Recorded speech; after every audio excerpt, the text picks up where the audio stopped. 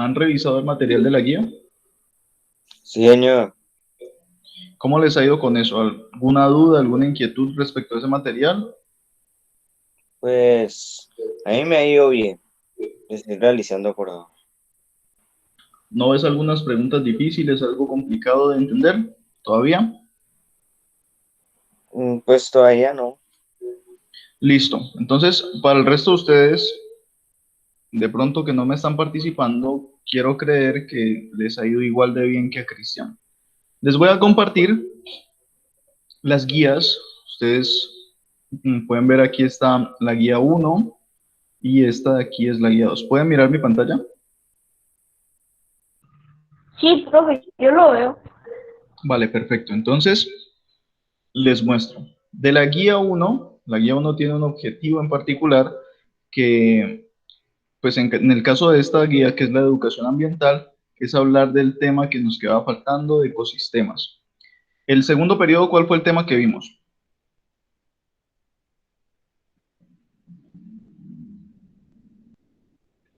¿Cuál fue De los terrestres, ¿Ese fue el tema del segundo periodo? Los ecosistemas. ¿Ese fue el tema del segundo periodo? Sí, ¿Cuál fue? señor. No, ese ecosistemas fue el tema del primer periodo. ¿Del segundo periodo cuál fue?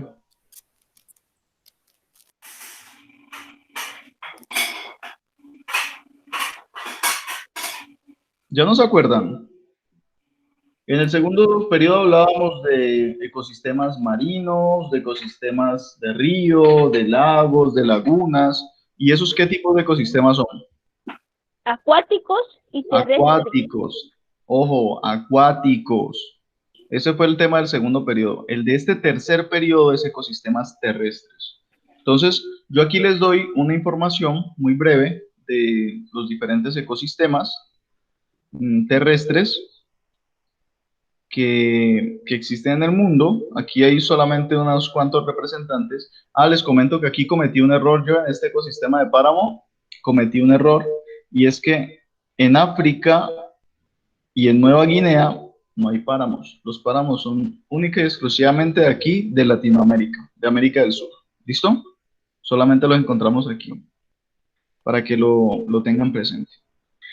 Entonces, aquí les doy yo la información. Es una información muy breve, muy simple. Yo ahorita les voy a compartir un video también que hice con los chicos de sexto uno 2 y 3 en donde les explicaba un poquitico más a fondo cada uno de los ecosistemas. Pues ya hice ese trabajo, entonces quiero compartirlo con ustedes.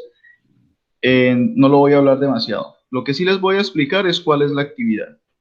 La actividad es bastante sencilla, son dos punticos. De toda esta lectura que ustedes tienen que hacer, tienen que leer esto, pues son 3 páginas y media, 3 páginas en realidad.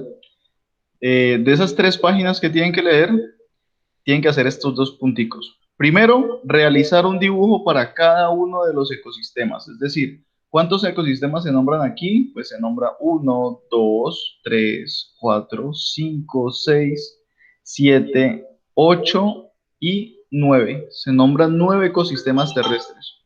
Entonces, ustedes tienen que hacer 9 dibujos, uno por cada uno de los ecosistemas, y tiene que representar la flora y la fauna de cada uno de ellos. ¿Dónde está esa información? Hay una buena parte de la información que se encuentra en la lectura. Aquí, ustedes aquí pueden encontrar parte de lo que viene a ser flora, fauna y características en general, pero otra parte ustedes sí les toca investigarla. Ustedes pueden investigarla bien sea en internet, bien sea en libros, de pronto que tengan en casa, de pronto con sus papás, de pronto en televisión, en Discovery Channel o en Animal Planet. Entonces ahí pueden encontrar toda la información que necesiten para estos diferentes ecosistemas. Bueno, simplemente es dibujar flora, fauna y las características de cada ecosistema. Y abajito, debajo de cada dibujo, debe escribir un breve resumen del ecosistema. Es decir, usted dibuja un bosque de niebla y en la parte de abajo del bosque de niebla usted escribe pues las características del bosque de niebla. Tanto características como flora y fauna. ¿Listo? Esa es la actividad ambiental. ¿Qué tal? ¿Muy difícil? No, No, profe. fácil. Está sencillo, ¿cierto? Eso lo hace lo hace uno en un ratico, no necesita demasiado, Señor. demasiado trabajo. Entonces esa es la actividad de ambiental. Aquí sí tenemos un poquitico más de trabajo. En biología la lectura es un poquitico más larga, pero es una lectura que tiene una intención. La intención de esta lectura es hablar de la clasificación de los seres vivos. Ustedes se han dado cuenta que generalmente los diferentes seres vivos los clasifica dependiendo de las características que tienen, ¿cierto? ¿O no? Sí, señor. Por ejemplo, si usted mira una cosita, a ver, ¿cómo? Si usted mira un animalito que está en el techo de la casa del vecino, que tiene una cola larga y que tiene unas orejas puntiagudas y que maulla y que salta entre los tejados y en las noches maulla, ¿usted qué animal piensa que es ese? ¿Un gato? Puede ser un gato, ¿cierto que sí? Y pues usted mira que, por ejemplo, en las sabanas africanas hay un animal, en la televisión usted mira que hay un animal que es amarillo, que es grande y que tiene una melena grandota, y usted dice que ese animal, ¿qué será? Un león. Un león.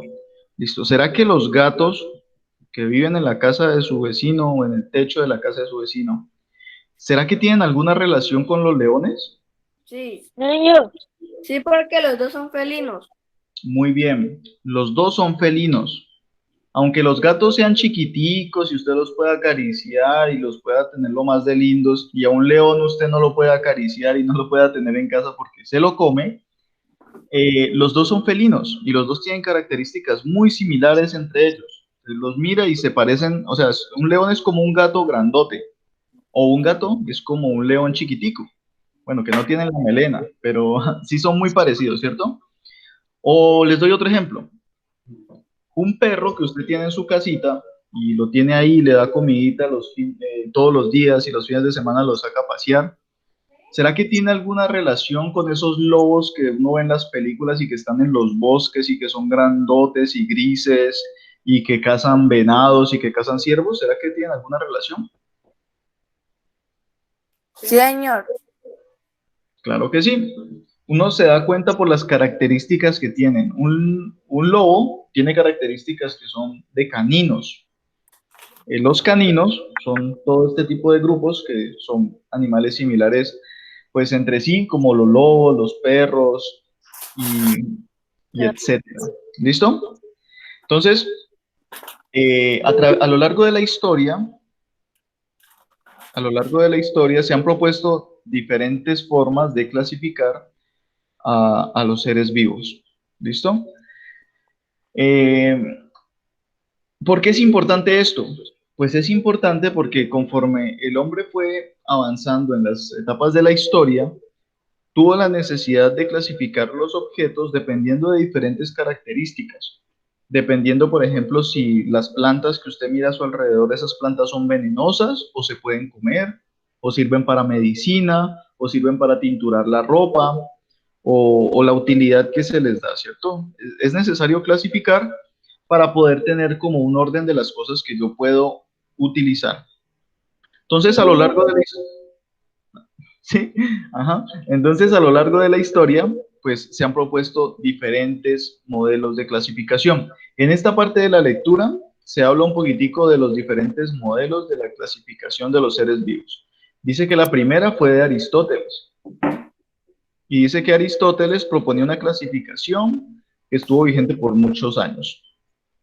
Este señor Aristóteles proponía separar, clasificar las cosas en la naturaleza como el reino animal, el reino vegetal y el reino mineral.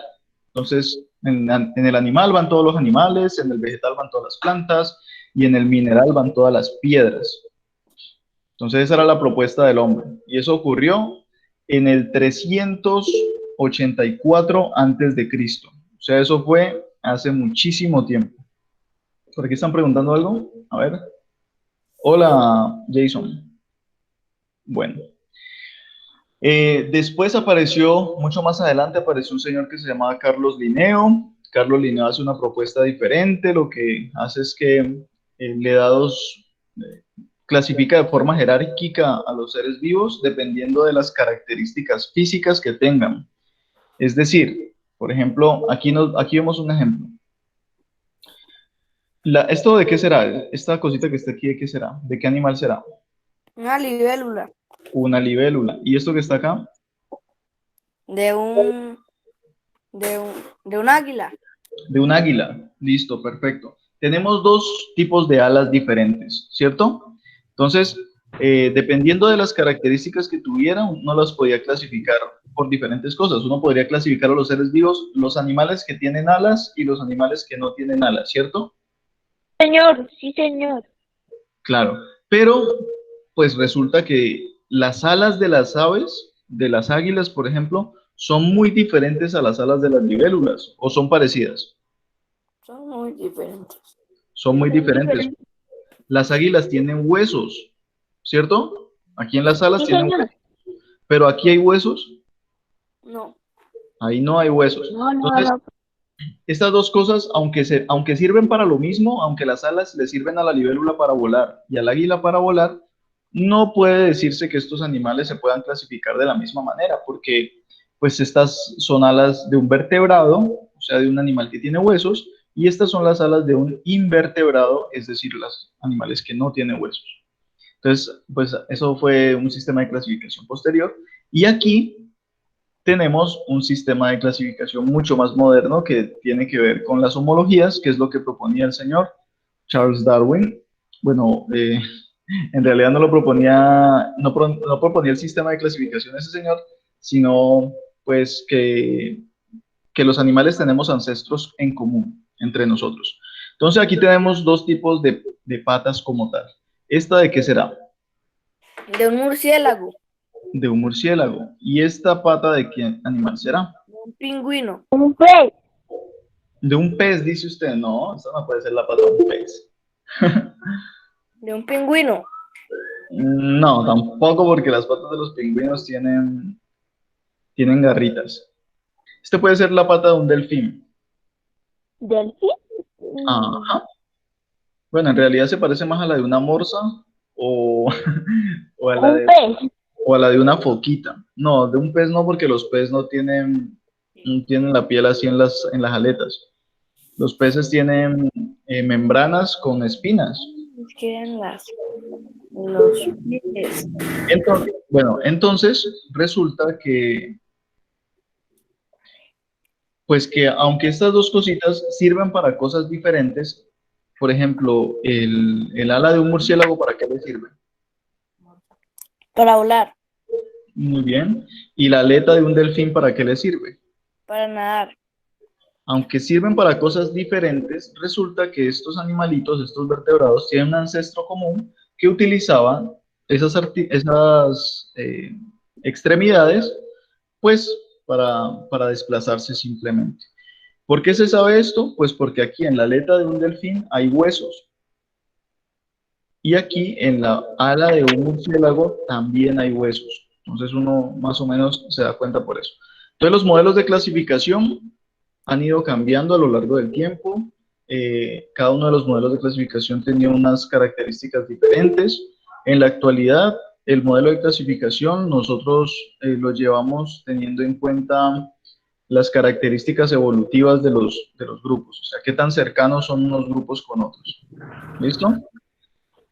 Ya teniendo en cuenta, ya teniendo en cuenta esto, que los seres vivos también se pueden clasificar, pues resulta que tenemos que llegar a la clasificación actual de los seres vivos. ¿Se acuerdan que cuando ustedes estaban en primaria, a usted le enseñaban que existían 5 reinos en la naturaleza? Sí. ¿Cuáles eran? Animal, vegetal, monera y protista. Ahí van 4, falta 1. No, profe, los 5. No, ahí no me dijo 5. Ahí van 4. Falta 1. Archay. No. ¿Cuál le faltará? Bueno, se los digo yo para que avancemos. El que le falta es el reino Fungi. ¿Listo? Ese era un modelo de clasificación. Ese era un modelo de clasificación que existía. El fungi corresponde a los hongos. Es un modelo de clasificación que existía hace más de 30 años. Es un modelo de clasificación que fue revisado por allá por los años de 1980 y pues se propuso un cambio, pero pues todavía muchos colegios todavía se siguen enseñando. Yo les voy a hablar del modelo de clasificación actual de los seres vivos, y en el modelo de clasificación actual de los seres vivos hay 7 reinos. 7 reinos. Hay dos reinos que son reinos que tienen células procariotas. ¿Se acuerdan cuáles eran las células procariotas? Lo vimos en el periodo pasado. No sabe cuál. ¿No se acuerdan cuáles eran las células procariotas? No, profe. Lo vimos el periodo pasado. Ojo pues, las células procariotas son células muy simples, muy pequeñitas, que tienen como característica principal que no tienen un núcleo definido. O sea, son tan simples que ni siquiera núcleo tienen. Pero pues tienen toda la información necesaria para ser un ser vivo, para reproducirse, para alimentarse, para cumplir todas las características de un ser vivo, ¿vale? Lo único es que son muy simples y muy pequeñitas. Y entre esas células procariotas tenemos 2 reinos. Uno que es el reino arquea y otro que es el reino bacteria. ¿Listo? Aquí aparecen como dominios, pero en realidad aquí cometí un error. Coloquémoslos como reinos: reino bacteria, reino arquea. Y existe también un dominio que es el dominio eucaria, que incluye todos los seres que tienen células eucariotas. ¿Listo? Las células eucariotas, ¿sí se acuerdan cuáles eran? ¿No se acuerdan cuáles eran las eucariotas? Y las que tienen núcleo. Exacto. Si las procariotas no tienen núcleo, las eucariotas sí tienen núcleo. Son más grandes, son más complejas y más organizadas. Entonces, vamos a hablar primero del reino de las bacterias, y el reino de las bacterias contiene 5 grupitos que son bueno, esto es taxonomía, no es tan importante. Lo realmente importante aquí es que las bacterias tienen diferentes funciones en los diferentes ecosistemas. ¿Ustedes qué han escuchado de las bacterias? Algo tienen que haber escuchado. Que se multiplican rápido. Se multiplican rápido, muy bien. ¿Algo más?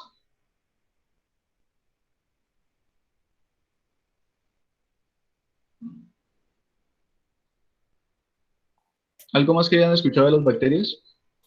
Que se encuentran en cualquier parte. Eso es cierto.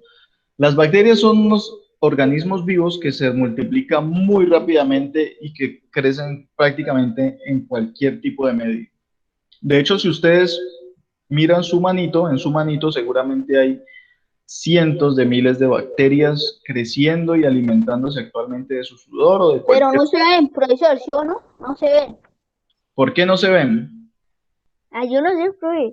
Que son microscópicas.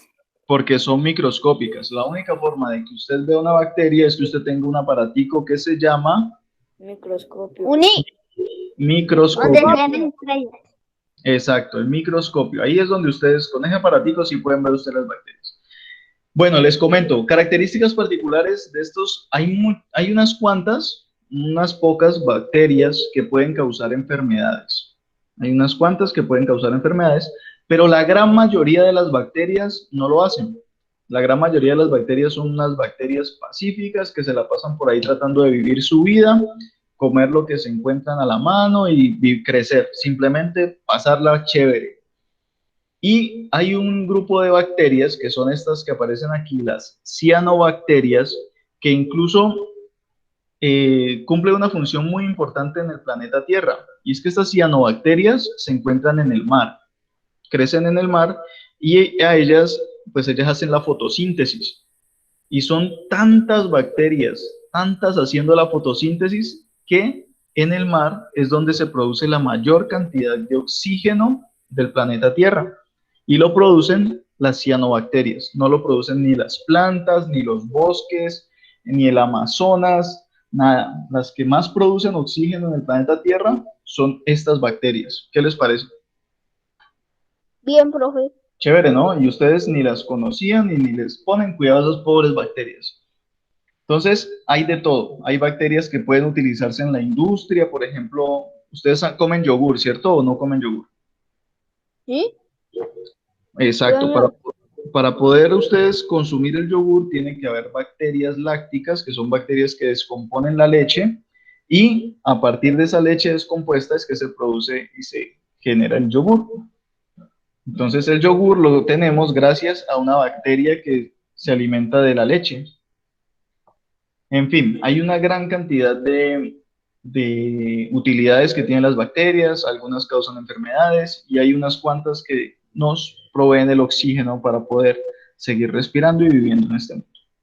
¿Vale? ¿Dudas respecto a las bacterias? ¿No hay dudas? ¿Todo claro? No, no hay duda, profe. Bueno, entonces vamos para el reino arquea. El reino de las arqueas son otro tipo de organismos que son procariotas. ¿Qué era lo que eran procariotas? Más Unos tipos de organismos. que Ajá. no tienen núcleo. Exacto, no tienen núcleo, son muy simples, no tienen núcleo y son muy pequeñitas, mucho más pequeñitas que las células que tenemos nosotros. Entonces, las arqueas también son, pues, son organismos que no tienen núcleo, son bastante simples. ¿En qué características tienen las arqueas que las diferencian de las bacterias? Pues son las características en cuanto a la composición de la membrana y de la pared celular que ellas tienen. ¿Se acuerdan que las procariotas tienen pared celular y membrana celular? Pues resulta que las arqueas tienen unas modificaciones en la membrana y en la pared celular que les permiten sobrevivir en ambientes que son muy extremos, o sea, en ambientes que son muy difíciles para que pueda vivir otro ser vivo. Ambientes como, por ejemplo, las bocas de los volcanes que existen en el fondo del mar. ¿Ustedes sabían que en el fondo del mar habían bocas de volcanes que estaban lanzando humo y calor al océano? Sí, No, señor. sí lo conocían. Para los que no lo conocían, pues les comento. Existen volcanes en el fondo del mar que envían calor, humo y todas las sustancias pues, que envía un volcán y lo están haciendo todo el tiempo. Y resulta que en las bocas de esos volcanes pueden vivir organismos microscópicos como las arqueas. ¿Vale? Ahí no puede vivir nada más, solamente ellas. Y hay otros ambientes también muy extremos donde pueden vivir, como por ejemplo los termales. ¿Ustedes saben lo que son los termales? No, profe. ¿Alguien conoce lo que son los termales? No, señor. ¿Son como qué? Perdón, no te escucho. Acércate más al micrófono. No, dijeron que no, profe. No, por ahí hubo alguien que estaba diciendo. Son paisajes. No. Bueno, les comento, los termales son unas fuentes de agua que se encuentran, perdón, muy cerca de los volcanes. Como se encuentran cerca de los volcanes, pues el agua en esas fuentes es muy, muy caliente y es muy, muy ácida.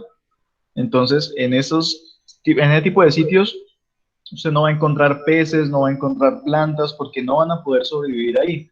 Pero sí va a encontrar arqueas, porque las arqueas tienen las características suficientes para sobrevivir tanto al calor que hay en esos termales como a la acidez que hay en esos termales. Entonces son organismos muy, muy, muy extremos. De hecho, se les llama extremófilos, que les gustan las temperaturas o los ambientes extremos. Y pues ese es otro de los ambientes donde podemos encontrar arqueas.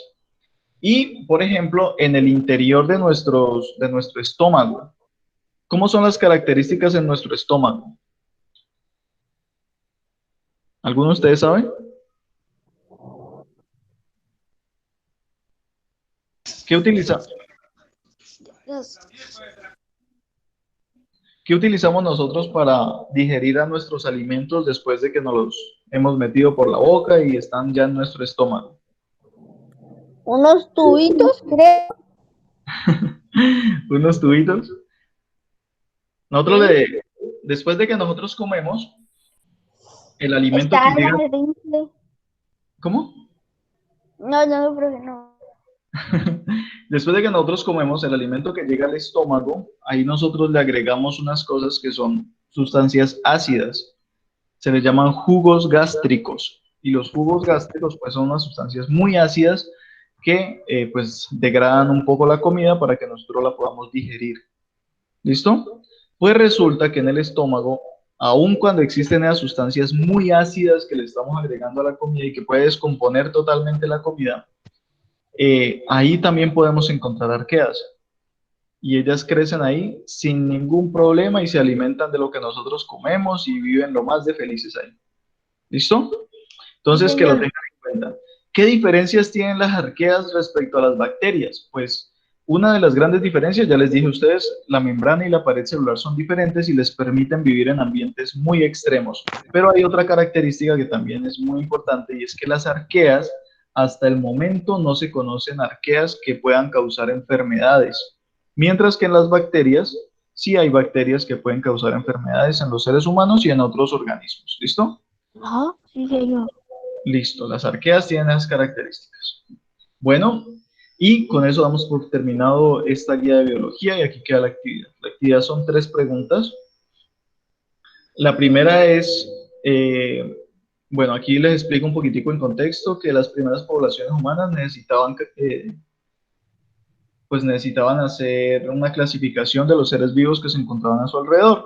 Entonces les estoy proponiendo a ustedes que hagan algo parecido, que se den una vueltica por su casa y busquen al menos 30 objetos diferentes que tengan por lo menos 5 centímetros de largo, de grande. Busque lo que usted encuentre, que tenga 5 centímetros. Usted búsquelo, vaya y recolecte 30 cositas, 30 objetos. Después de que tenga los 30 objetos, eh, tiene que clasificarlos. Aquí dice, clasifícalos.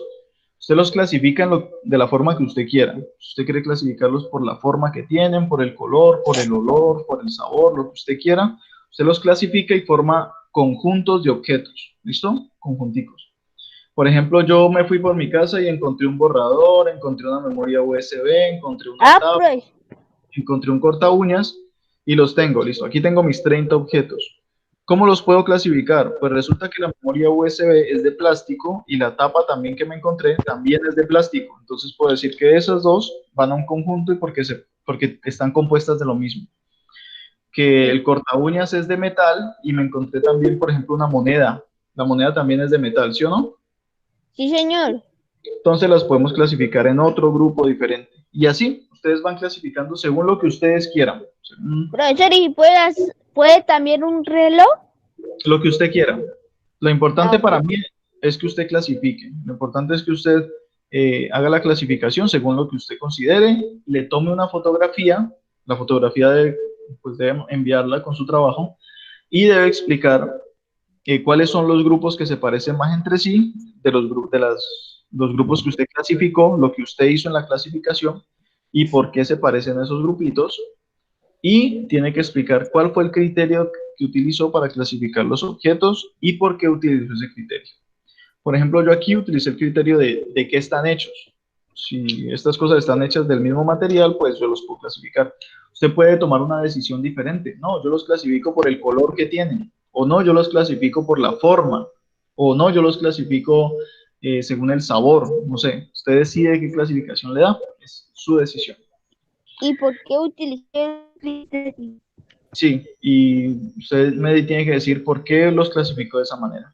Y finalmente, aquí el punto 2, tiene que realizar una línea de tiempo donde mencionen cómo han cambiado los sistemas de clasificación. Aquí en la lectura, aquí les explico los diferentes sistemas de clasificación que han existido, al menos unos poquitos, para que ustedes puedan hacer esa línea de tiempo.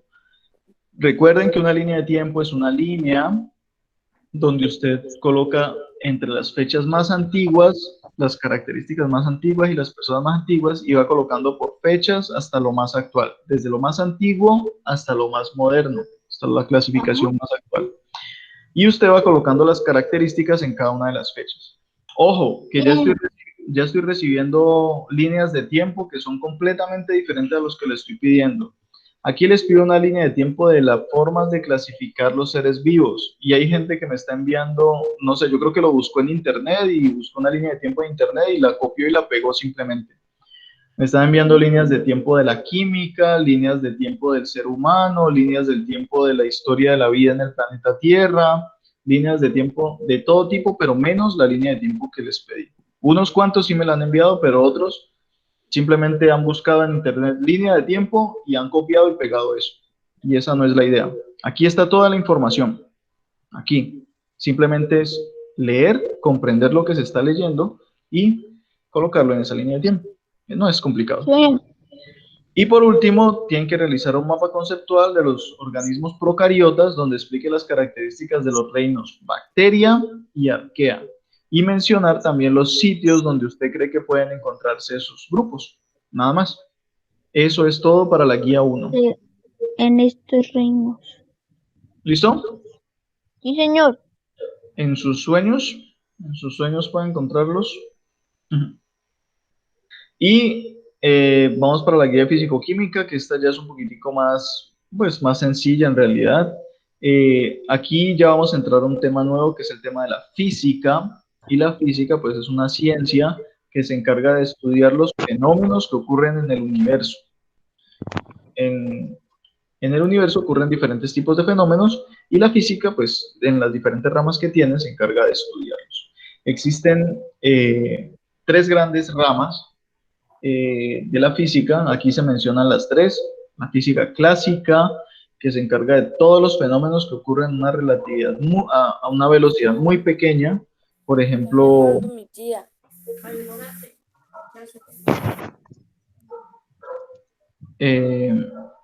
todos los fenómenos que ocurren a velocidades muy pequeñas y que pueden medirse fácilmente. Entonces, de eso se encarga de estudiar la física clásica, por lo tanto, esta es la que vamos a estudiar este periodo un poquitico. La física moderna, que se encarga de fenómenos que ocurren a la velocidad de la luz, o sea, una velocidad supremamente rápida, que nosotros no podemos ni medir aquí en el salón, en clase. Y la física contemporánea, que se encarga, perdón, de estudiar los fenómenos que ocurren a niveles atómicos, subatómicos y en escalas muy, muy, muy pequeñas, que son mucho más difíciles de medir para nosotros. ¿Listo?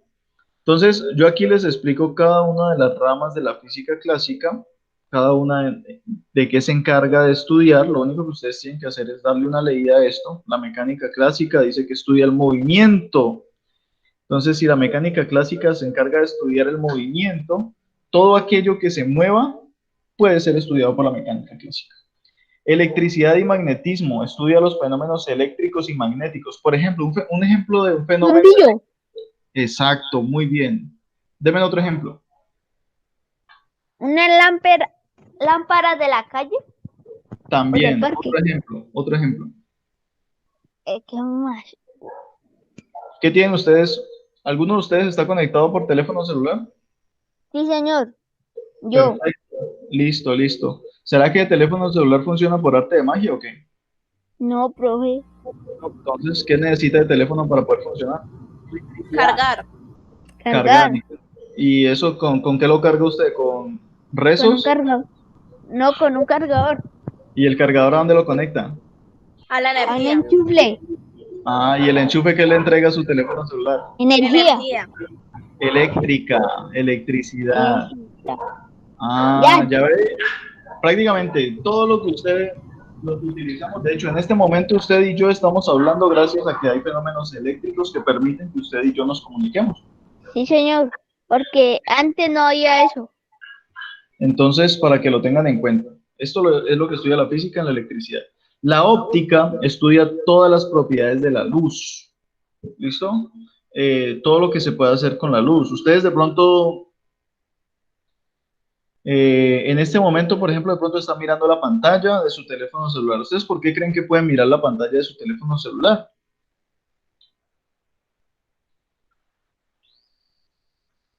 Pues les comento. Resulta que es debido a la luz que emite su teléfono celular o la pantalla de su computador que ustedes pueden mirar y diferenciar las diferentes cositas que hay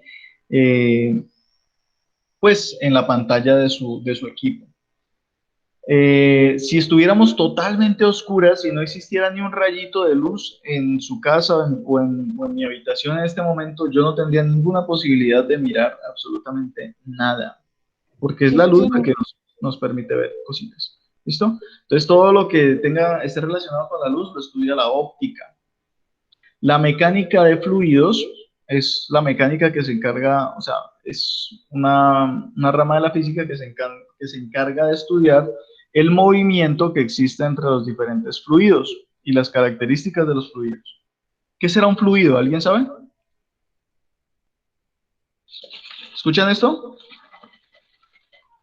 Sí, señor. ¿Qué será esto? ¿Un fluido? ¿A qué les suena? ¿A un papel? ¿A un papel? Sí. No. Es una botella con agua y la estoy moviendo. Ajá, es una botella con agua y la estoy moviendo.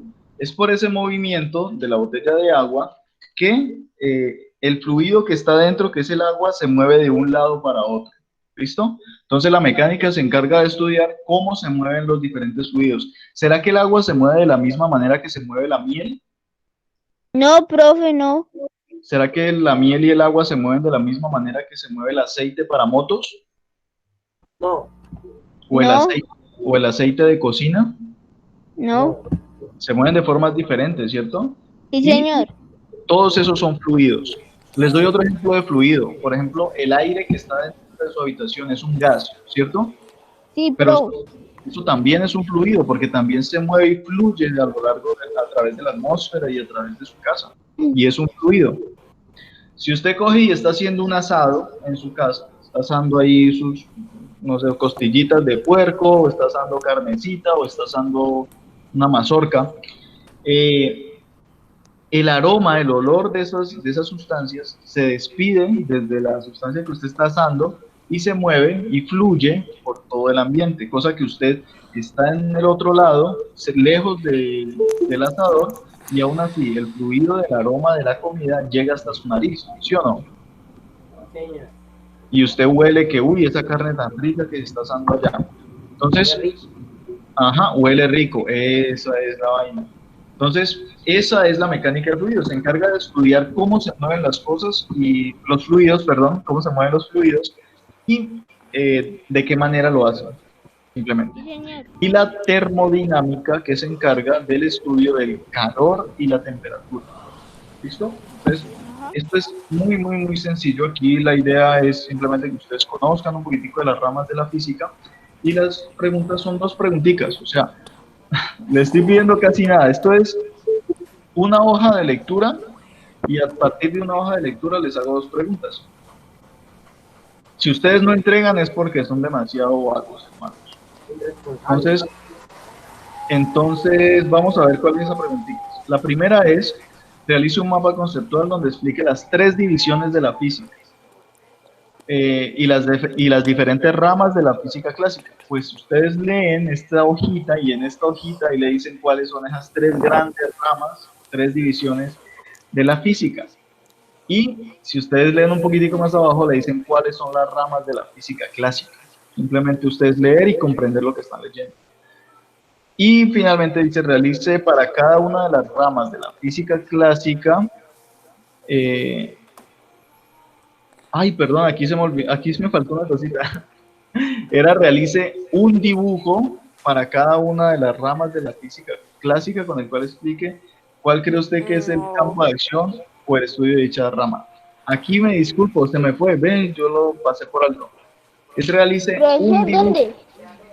Aquí en la segunda, aquí realice un dibujo. De pronto se me olvidó, no sé, mientras lo tenía en la cabeza, pero no lo tecleé en el teclado. Entonces aquí en la segunda realice un dibujo para cada una de las ramas de la física clásica con la cual explique cuál es el campo de acción de dicha rama. Es decir, un dibujo para la mecánica clásica, un dibujo para la electricidad, un dibujo para la óptica, un dibujo para cada una de estas ramas de la física clásica. ¿Listo? Eso es todo. ¿Complicado? No, fácil, profe.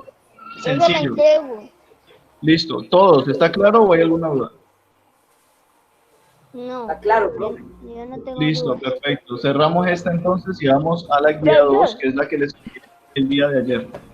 ¿Qué pasó? Profesor, una pregunta. ¿Usted dejó una guía? Sí, ayer les envié esta guía 2, que es la que les voy a mostrar ahorita. En esta guía Ah, 2, pues les hablo de temas diferentes. Aquí en ambiental, por ejemplo, les voy a hablar de cuál es la influencia del ser humano en los ecosistemas terrestres. Esto también les enviaré un video donde lo explico más a fondo, pero básicamente hablo de los diferentes efectos que tiene el ser humano. Algunos de los que aparecen aquí, mejor dicho, todos los que aparecen aquí son efectos negativos pues, que tienen las acciones humanas con el medio ambiente. Pero nosotros los seres humanos también podemos hacer acciones positivas, como por ejemplo, ¿cuáles? Profesor, donde aparece ese bus, eso es contaminación al planeta. Sí, efectivamente. Pregunto, ¿qué acciones humanas positivas podemos hacer nosotros por el ambiente? No tirar basura. Por ejemplo, no tirar basura en los ríos, no tirar basura en los suelos, ¿cierto? No talar árboles. No talar árboles, sino plantar árboles. Exacto. Sí. Para cuidar el planeta. Muy bien. Esas son reciclar, muy bien. Esas son pequeñas acciones que nosotros podemos hacer. Entonces, con base en eso, aquí yo les pregunto lo siguiente. A pesar de las acciones humanas pueden tener efectos negativos en los ecosistemas, nosotros también somos capaces de realizar acciones positivas para conservar los ambientes sanos. Dibuje 5 acciones que puedan ayudar en la conservación de los ecosistemas y explique en qué consiste cada una de las 5 propuestas que dibujaste. Es decir, ahorita nosotros mientras estamos hablando ya dijimos algunas acciones que son positivas y que pueden ayudar al planeta, ¿cierto?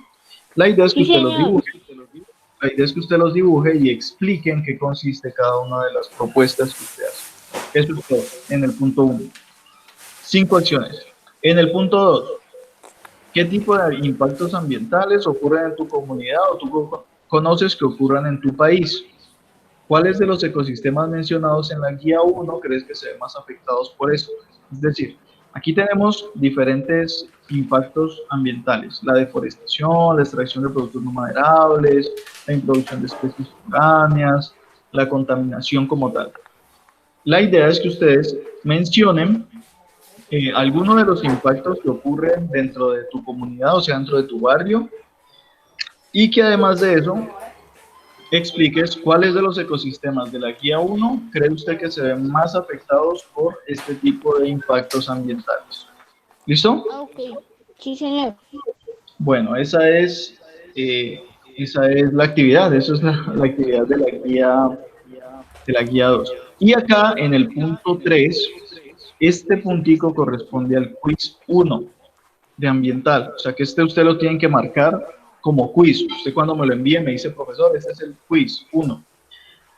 ¿En qué consiste? Escribe un cuento con inicio, desarrollo y desenlace que ocurre en alguno de los 8 ecosistemas de la guía 1. En la guía 1 hay 8 ecosistemas. Entonces usted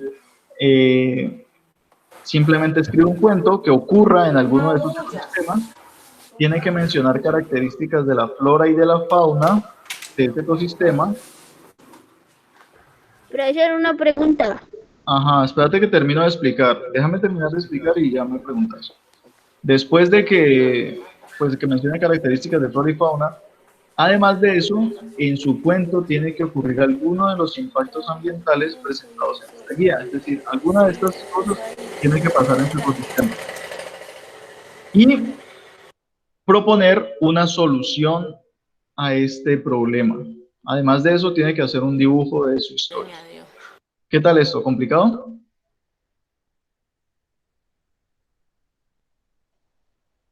¿Preguntas, dudas? Ahorita sí. No, profe.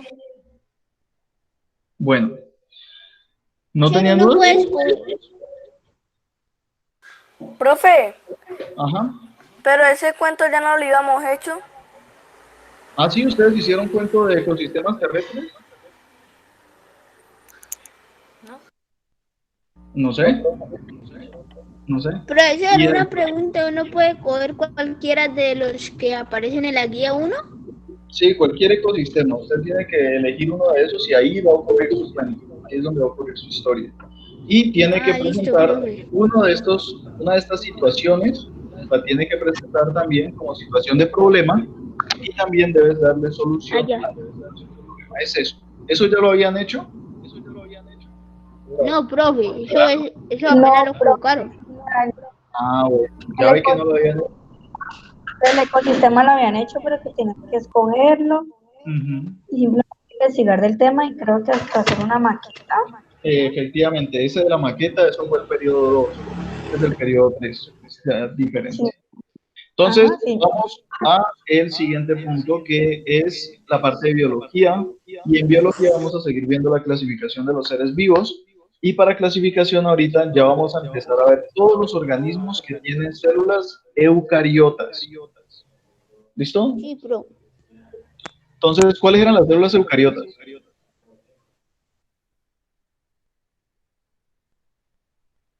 ¿Cuáles eran las células eucariotas? Por favor, una vez participen, vuelven a cerrar el micrófono porque si no se escucha una retroalimentación fea en el audio. Participan y vuelven a cerrar el micrófono.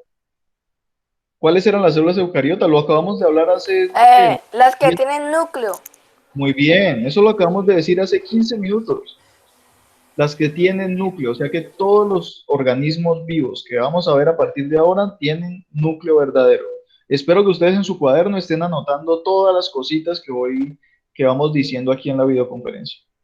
Entonces, el primer reino, que es un reino que también, al igual que los dos reinos que acabamos de ver en la guía 1, este reino también es nuevo para ustedes, es el reino cromista. ¿Listo? Este reino cromista corresponde a todos los organismos que tienen células eucariotas, que no son plantas, pero que también parecen plantas. Es decir, por ejemplo, las macroalgas que nosotros vemos pronto a veces en los ríos o en la película de Buscando a Dory. ¿Se acuerdan de esa cosa que crecía en la película de Buscando a Dory? ¿Ustedes se han visto la película? No, yo no. Obvio. Cuando se vean la película Buscando a Dory van a ver que había unas cosas que eran así como unas ramas largas que crecían debajo del mar. Esas son algas marinas. Y pues eso hace parte del reino cromista. Son los organismos que pueden ser fotosintéticos. La gran mayoría de los cromistas son fotosintéticos. ¿Qué significa que sean fotosintéticos? Que hacen su experimento. Muy bien. Que hacen la fotosíntesis. Que hacen la fotosíntesis, que hacen su propio alimento. ¿Listo? Entonces la gran mayoría son fotosintéticos, pero hay algunos que además de ser fotosintéticos, también se alimentan de otros organismos. Esos son principalmente estas. Algunos cromistas son algas, estas son cromistas grandes, macroalgas, pero hay algunos cromistas que son muy pequeñitos, que son prácticamente una célula solamente que vive por ahí en el agua, por ejemplo, en el agua del mar o en el agua de los ríos, y son los cromistas, unas algas muy chiquiticas que también se alimentan, pues tanto hacen la fotosíntesis como que se alimentan también de otros organismos. Son muy pequeñitas y pues tienen esas características. Se encuentran generalmente en ambientes húmedos, acuáticos. Usted no los va a encontrar en un pedazo de roca seca, sino que siempre los va a encontrar es en ambientes húmedos, en el río, en el mar, ¿listo? En un lago. Esos son los ambientes donde se encuentran las cromistas, ¿vale? ¿Alguna duda respecto a este grupo? No, Son básicamente pues las algas, las algas, bien sea las algas grandes, las macroscópicas o microalgas, que son las algas que se encuentran, que son microscópicas, que usted solo las puede mirar utilizando ¿qué cosa? Microscopio. El microscopio. el escribo. Microscopio. Esas son entonces las cromistas. Hay otro reino que este también es nuevo para ustedes. Se llama el reino protozoa. El reino protozoa es muy parecido a estas cromistas microscópicas. Básicamente son organismos microscópicos que solamente se pueden mirar en el microscopio, pero a diferencia de las cromistas que hacen la fotosíntesis, estos protozoa no hacen la fotosíntesis y se alimentan única y exclusivamente de otros pequeños protozoarios que hay en el agua o de otras pequeñas bacterias o cositas muy pequeñitas que existen en el agua. ¿Listo? Entonces prácticamente son como animalitos, pero animalitos microscópicos, muy, muy, muy microscópicos. No alcanzan a ser animales. Algunos incluso son una sola célula. ¿Listo? ¿Qué características tienen? Pues hay algunos que son de vida libre, o sea que ellos viven solitos, hay algunos que se unen para formar grupitos, hay algunos que son patógenos. De hecho, en los protozoos hay muchísimos que pueden causar enfermedades. Por eso es que estas cosas viven en agua estancada, en agua de río, en agua de mar también, en los lagos. Y de pronto cuando usted a veces le da por tomar agua estancada, pues está tomándose algunos protozoos y algunos pueden causar enfermedades. Enfermedades como diarreas, daños de estómago, enfermedades intestinales principalmente. Y pues hay que tener mucho cuidado con eso y con las aguas estancadas. Aquí aparece esa información. Aquí también presenta algunas de las enfermedades. Hay muchos de estos organismos que pueden causar enfermedades y aquí se mencionan algunas de ellas para que las conozcan. Entonces, con este reino hay que tener mucho cuidado porque hay muchas que pueden ser muy peligrosas y lo recomendable es nunca tomar agua estancada, agua de río o agua de lago, sino que ¿qué hay que hacer con el agua antes de tomarla? Hervirla. Hervirla. Exacto.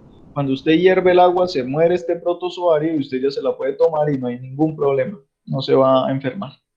¿Listo? ¿Clara esa parte? Sí, profe. Sí, profe. Bueno, Sí, por profe. último, el tercer reino que vamos a ver ahorita es uno que ustedes, este sí lo conocen mejor. ¿Cuál es este? El reino fungi. ¿Es el reino de quiénes? De los hongos. Muy bien, es el reino de los hongos.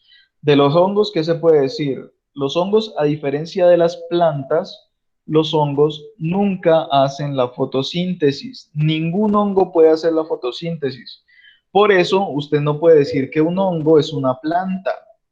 Aunque el honguito se parezca mucho a una plantica o a una Es florecita, diferente. ajá, aunque se parezca mucho a una plantica, una florecita o una cosita, no sé, un vegetal, nunca lo son, porque los fungi no pueden producir su propio alimento, les toca consumirlo, buscar su alimento de cualquier fuente. Por ejemplo, si ustedes cogen un pan y lo humedecen un poquitico y lo dejan fuera de la nevera, a los 2, 3 días ustedes van a ver que ese pan está lleno de una cosa verde que lo recubre y unos puntos negros y puntos blancos. ¿Se han visto eso? Y de lama. Pues todo eso que ustedes llaman lama o no sé, o moho, esos son honguitos. Son organismos del reino fungi que están alimentándose. ¿De qué se estarán alimentando ahí? Del pan. Del pan que usted dejó fuera de la nevera. Entonces, los honguitos hay de diferentes tipos. Hay honguitos que son saprófitos, que son los que se encargan de descomponer materia orgánica. Por ejemplo, si se muere un árbol y el árbol se cae en la mitad del bosque, ¿quién se come ese árbol que se murió? Los hongos. El hongo. Los honguitos se lo comen. Entonces, esos son los saprófitos. Hay unos que se llaman hongos micorrizogénicos, que son unos hongos que crecen en las raíces de las plantas y que ayudan a las plantas a absorber nutrientes del suelo. Entonces, existen estos hongos micorrizogénicos. Hay otros que son los liquenizados, que son hongos que hacen asociaciones con otros organismos fotosintéticos, como por ejemplo, pequeñas algas o pequeñas bacterias, cianobacterias, y esas asociaciones pues pueden crecer a veces en los árboles. No sé si ustedes han visto de pronto que en algunos árboles hay como una telita verde que les crece en los troncos, o hay como una hojita que les crece en el tronco a los árboles y que es como de color verde con gris. Esas cositas son líquenes. De hecho, venga, voy a buscarles por aquí un líquen para que lo puedan mirar. De pronto sí. Miren. Estas cositas, ¿sí las han visto? Sí, Que, señor. que a veces sobre los árboles ustedes ven que hay como una cosa que está pegada ahí que parece como una hojita, como un pedazo de, no sé, de algo. Estos son líquenes, son honguitos, pero son honguitos que han hecho una asociación simbiótica con un organismo fotosintético y entonces el líquen recibe alimento y el organismo fotosintético recibe también nutrientes. Es una relación muy amistosa entre ellos dos. Y por último existen los hongos parásitos. Los hongos parásitos son los que causan enfermedades en los seres vivos. Por ejemplo, ¿ustedes no han visto el comercial de Unesia?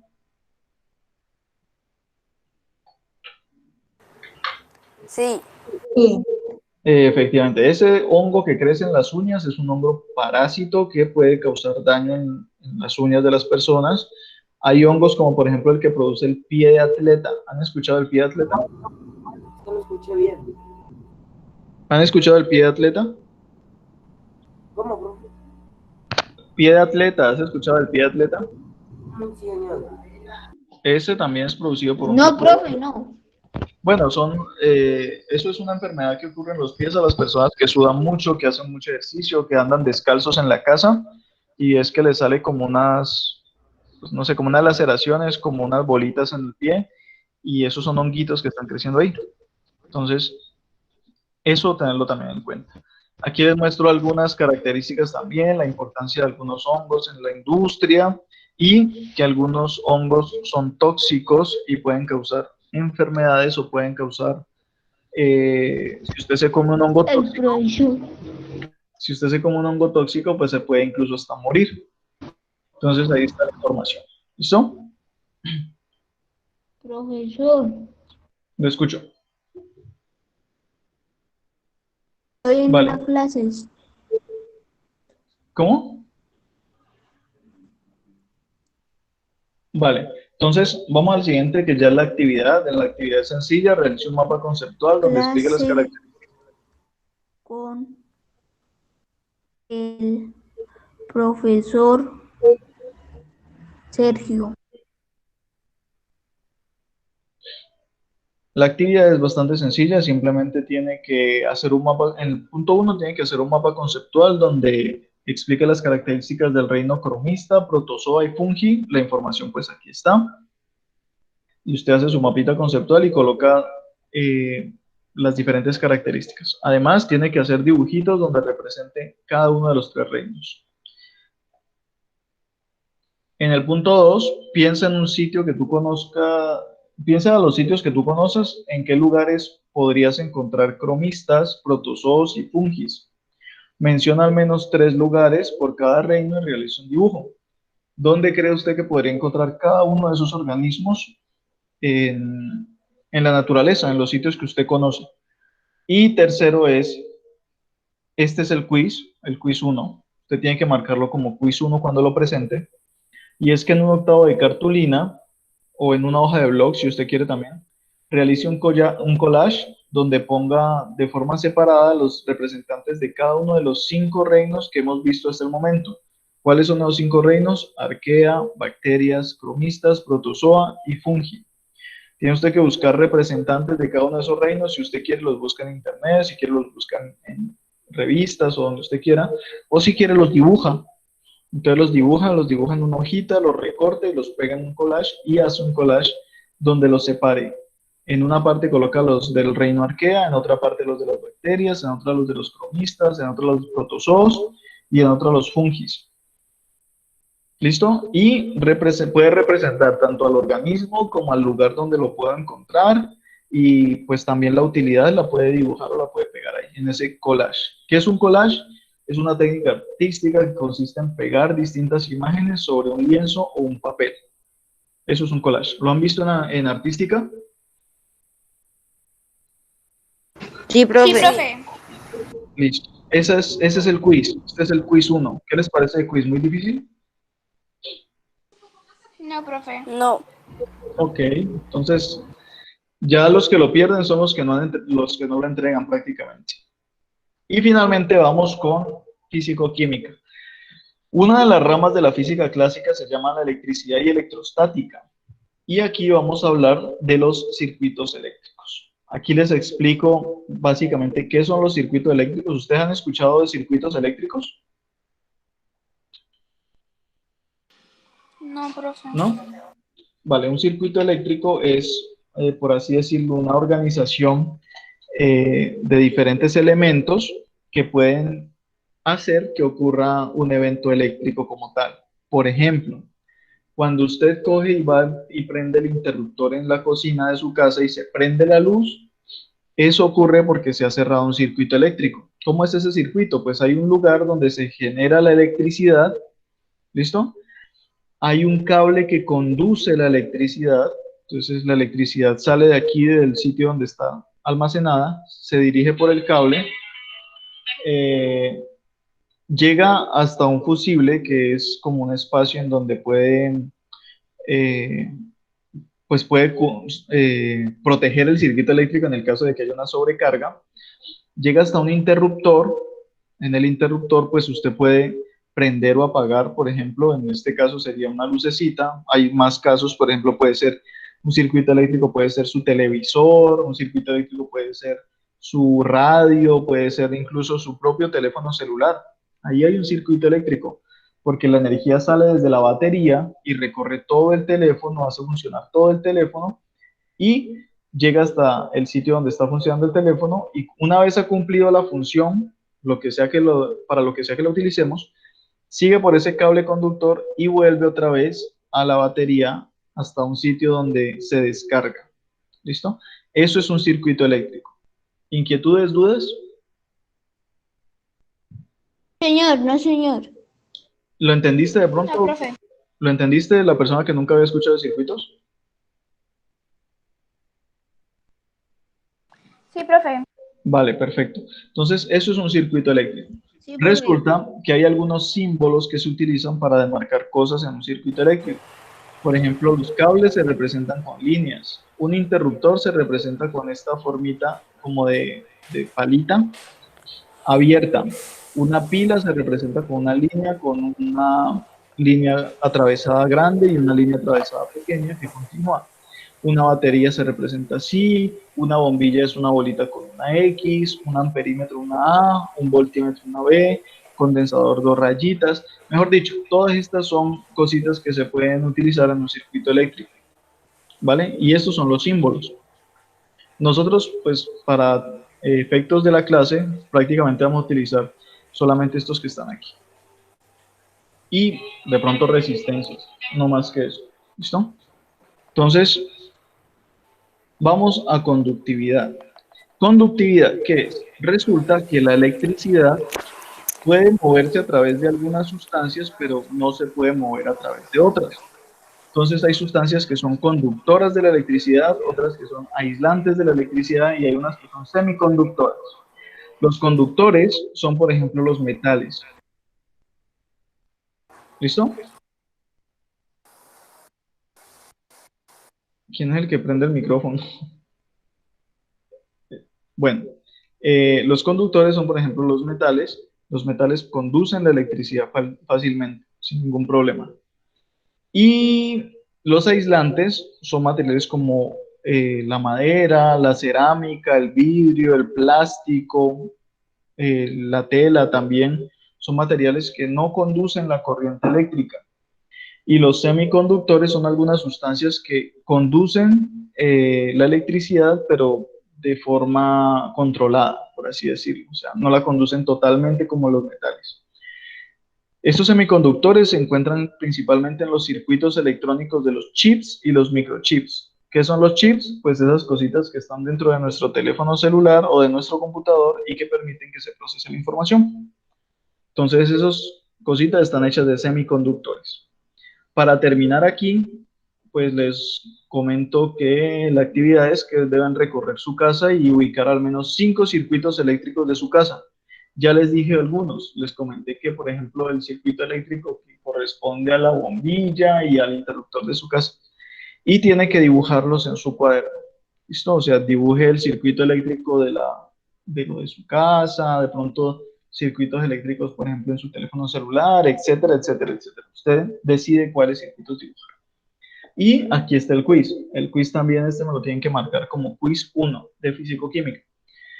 Y es que busquen en su casa los elementos, los elementos conductores, aislantes y semiconductores que pueda encontrar.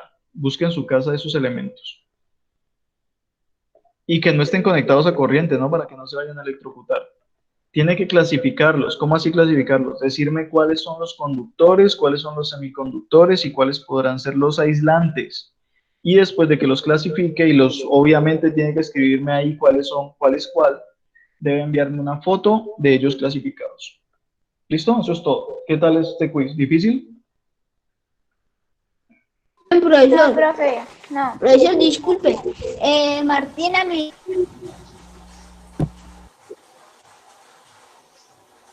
¿Qué dice? Bueno, Profe, buenos días. buenos días. ¿Tú ya llamaste a esa lista? No. Ah, listo. No pensé que, porque como no tengo el nombre del niño aquí registrado, sino que Vanessa Urbano es Brandon Mari. Vale. Bueno, perfecto, no hay problema. Finalmente, aquí les dejo también un enlace de una aplicación, que es una aplicación que les permite jugar un poquitico con circuitos eléctricos. Es una aplicación gratuita. Ustedes entran a ese enlace y pueden trabajar con circuitos eléctricos. Ustedes pueden ahí colocar, por ejemplo, una batería, colocarle a esa batería un cable que conduzca la electricidad y colocan una bombilla, por ejemplo, y colocan otro cablecito por aquí. Y entonces ustedes pueden ponerse a jugar con este programita y pueden crear circuitos eléctricos. Por ejemplo, aquí no está funcionando porque el interruptor está abierto, pero si nosotros cerramos el interruptor, ¿qué pasa? La electricidad empieza a correr desde la pila, llega a la bombilla, llega al interruptor y continúa su camino. ¿Listo? Entonces aquí es como un poquitico para mirar los diferentes circuitos eléctricos.